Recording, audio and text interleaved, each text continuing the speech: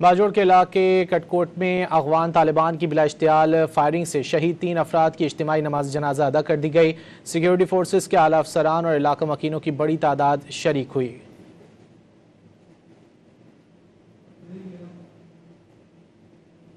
बाजोड़ के इलाके कटकोट में अगवान तालिबान की बिला इश्तियाल फायरिंग से शहीद 3 अफराद की इज्तिमाई नमाज जनाजा अदा कर दी गई। सिक्योरिटी फोर्सेस के आला अफसरान और इलाका मकीनों की बड़ी तादाद शरीक हुई।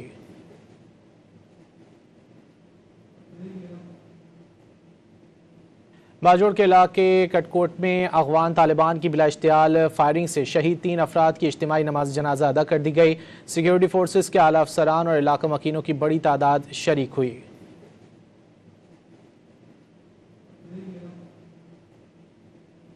बाजोड़ के इलाके कटकोट में अगवान तालिबान की बिला इश्तियाल फायरिंग से शहीद 3 अफराद की इज्तिमाई नमाज जनाजा अदा कर दी गई।